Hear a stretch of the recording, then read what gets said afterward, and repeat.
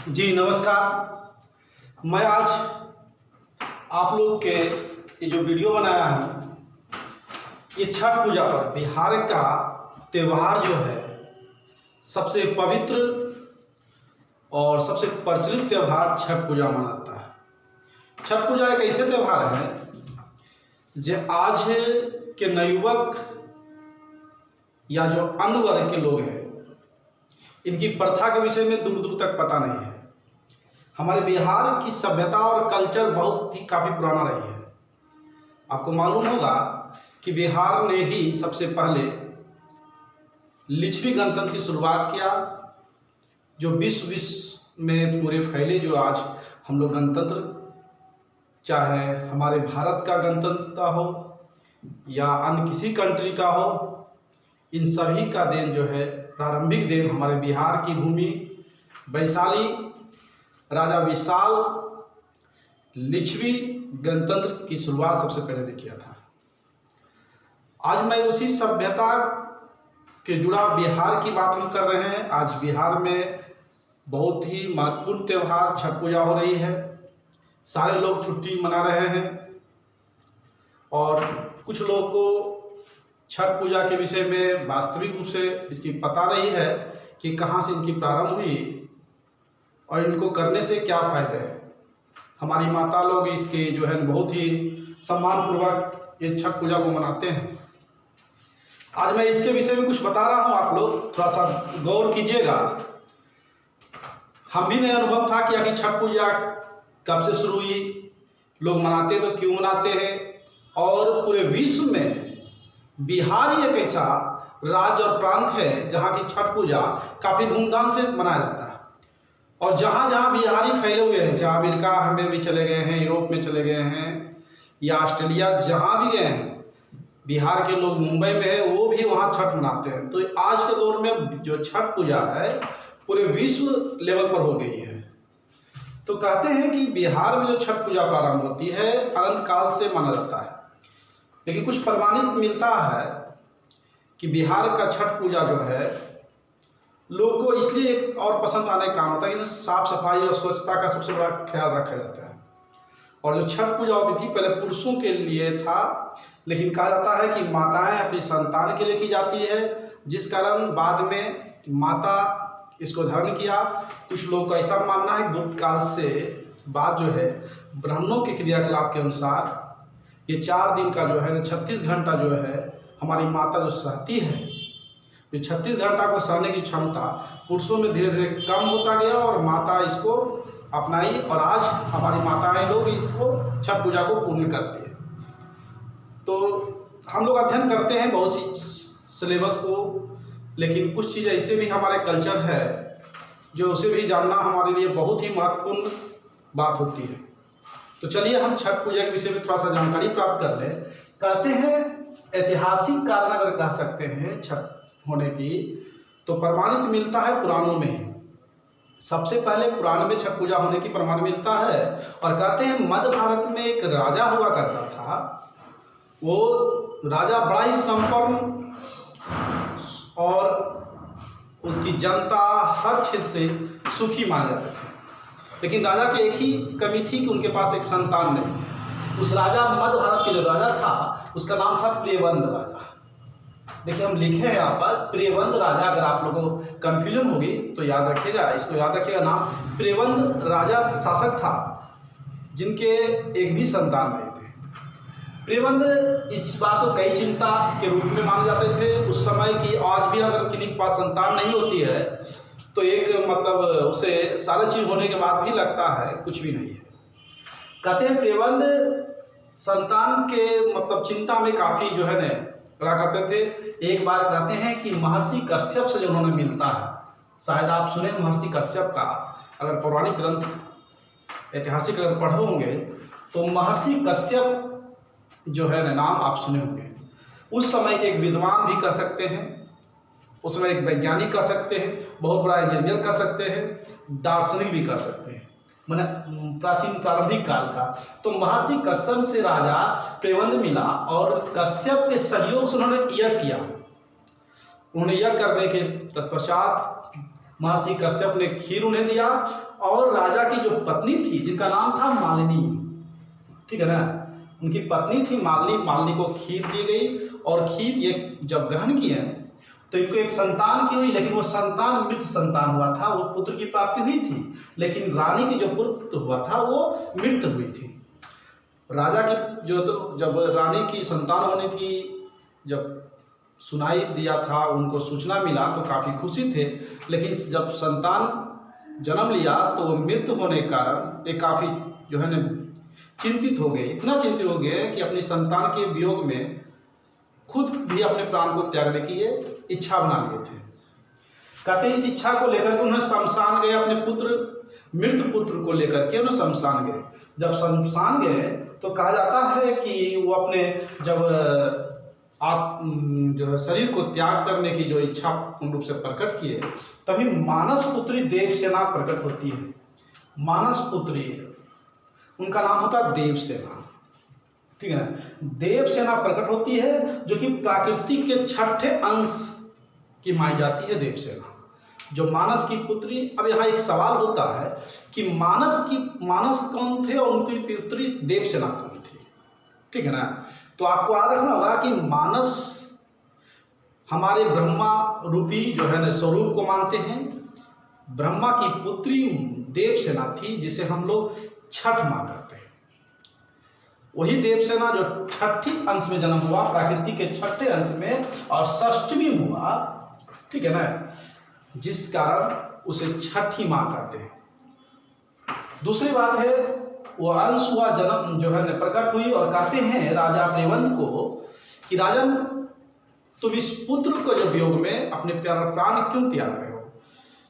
अभी तुम्हारे जीवन का काल शुरुआत हुई है, अभी तो ये प्रथम पुत्र है, तुम्हारे जीवन का काल शुरुआत है, तुमने कुछ कर्म के आधार पर तो अपने जो है ना कह सकते हैं यज्ञ और पूजा करके तुम पुनः पुत्र की प्राप्ति कर सकते हो।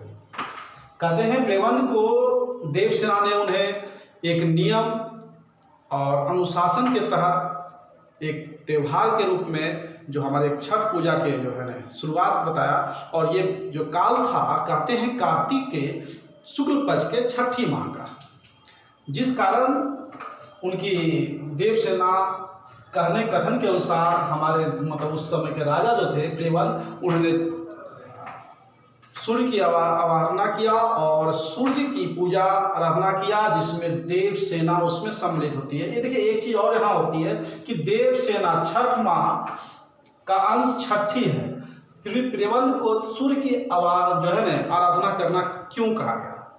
तो देखिए हिंदू एक प्रथा है, हिंदू में कहा गया है कि जब भी हम लोग पूजा पाठ करते हैं तो मूर्ति पत्थर को पूजा करते हैं, लेकिन ये पहला ऐसा त्यौहार है बिहार का जो कि आज पूरे विश्व में लोग मनाते हैं, जो मूर्ति पूजा का जो है ना ये नहीं होती है। ये पहली हमारे लिए एक आप समझ सकते हैं, पढ़े लिखे विद्यार्थी अनुभव कर सकते हैं कि ऐसे पूजा है जो हम लोग मूर्ति पूजा ना करके स्वच्छता का सबसे पहले और जीते जागते हम ईश्वर की आराधना करते हैं। जैसे कि हम सूर्य की आराधना करते हैं छठ पूजा में, यानी स्वयं कह सकते हैं सूर्य की आराधना करना, यानी हमारे सामने प्रकट हैं देव और उनकी हम आराधना करते हैं। अब यहाँ एक सवाल हो जाती है आप लोगों को कि देवसेना जो मानस पुत्री यानी ब्रह्मा की पुत्री देवसेना थी, जो छठ हम लोग कहते हैं, उनकी आराधना करने के अपेक्षा हम लोग सूर्य की आराधना करते हैं, ऐसा क्यों करते हैं? तो यहाँ एक सवाल हो जाता है। तो आप लोग मालूम आज कर लीजिएगा कि सूर्य जो है हमारे देवसेना की बहन थी, यानी दोनों भाई बहन का संबंध होता है। आप देखते होंगे कि भैया दूज आती है, भैया दूज के बाद छठ पूजा प्रारंभ होती है, 4 दिन का लगातार जो है ना छठ पूजा बड़ा ही धूमधाम से मनाया जाता है। तो ये चीज़ भी आपको याद रखना होगा कि सूर्य की हम लोग आराधना करते हैं, क्योंकि छठ और सूर्य दोनों भाई बहन का रिश्ता है, ये भी एक प्लस पॉइंट होती है। कहते देवसेना की आराधना किया, पूजा किया राजा ने, प्रेवंत ने, उन्हें फिर पुनः संतान की प्राप्ति हुई और वह राजा मतलब अपने जीवन को सुखमय जिंदगी को आनंद का रूप लिया। तो ये पूजा जो है कार्तिक माह के शुक्ल पक्ष में हुई थी षष्ठी को, और ये छठ माह जो है ना मानस पुत्री छठी प्राकृतिक अंश होने के कारण इसे छठ कहा गया, ठीक है। तो ये पहला कारण आपने समझे। इसका दूसरा भी कारण है। दूसरा कारण है आप हम बता सकते हैं कि राम राम और सीता पहली बार ये छठ को भी किए थे। रामायण में आप सुने होंगे शायद, अगर एक पहले 7 क्लास में एक सिलेबस होती थी, रामायण का पुस्तक आती थी, लोग उसको अध्ययन करते थे। अब तो उसको भी हटा दिया गया है, पता नहीं सरकार क्या नीति आधार है, लेकिन कुछ न कुछ आज के हमारी कल्चर जो है ऐसी थी जो कि उसमें जुड़ा रहता, और उसमें बहुत सारी राजनीतिक व्यवस्था हमारे रामायण में बताई गई थी जो 7 क्लास के विद्यार्थी पढ़े जाते थे, लेकिन 2008 के बाद उसे हटा दिया गया। तो कहते हैं दूसरा कारण राम और सीता, कहते हैं जब रावण और जो है ना लंका को जो जीत लिया और रावण को वध करके जब श्री राम ने अयोध्या लौटे थे उस समय, और कहते हैं कि श्री राम के आने से एक बहुत बड़ा जो है ना उत्सव मनाया गया था जो दीपावली के रूप में कहते हैं। हिंदुओं का जो है ना दीपावली एक ऐसा त्यौहार है जिसे हम कहते हैं श्रृंगार, प्रारंभिक श्रृंगार जो है त्योहारों का वो दीपावली से शुरुआत होती है। तो राम और सीता के आने के उपलक्ष्य में अयोध्या पूरी रूप से सजाई गई थी, ठीक है ना, पूरे घी के दीपक से सजाई गई थी। और उस दिन जो है ना जनता, मतलब श्री राम जी का जनता काफ़ी खुश थे, जिसे दीपावली के रूप में मनाए थे, और तब से आज तक दीपावली के रूप में मनाया जाता है। तो ये कारण था श्री राम जो है ना, और दूसरा कारण था श्री राम ने उसी आने के दरमियान अपने राजगद्दी पर बैठने के पहले वो राजसूय यज्ञ किया था। पहले आपने पढ़ेंगे उत्तर वैदिक सभ्यता में राजा अपनी प्रतिष्ठा सम्मान बढ़ाने के लिए राजसूय यज्ञ करते थे, अपने क्षेत्र को बढ़ाने के लिए अश्वमेध यज्ञ क्या करते थे। इन्होंने अपनी गद्दी से बैठने से पहले राजसूय यज्ञ किया, और यह यज्ञ मुग्धा ऋषि के सहयोग से किया था। कहते हैं उसी समय माता सीता जो है पहली बार कार्तिक के शुक्ल जो है ना षष्ठी को इन्होंने 6 दिन तक ऋषि के यहाँ यानी मुग्ध और ऋषि के आश्रम में रहकर इन पूरे छठ व्रत को पूर्ण किया था।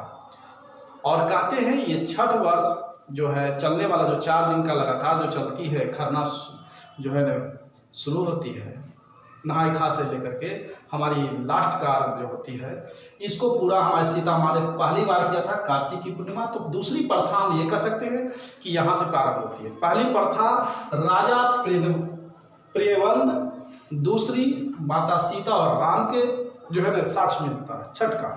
तीसरा कारण मिलता है हमारे बिहार का, बिहार की भूमि मुंगेर जिला, पहले उसे हम लोग अंग राज करते थे और चंपा उसकी राजधानी हुआ करता था।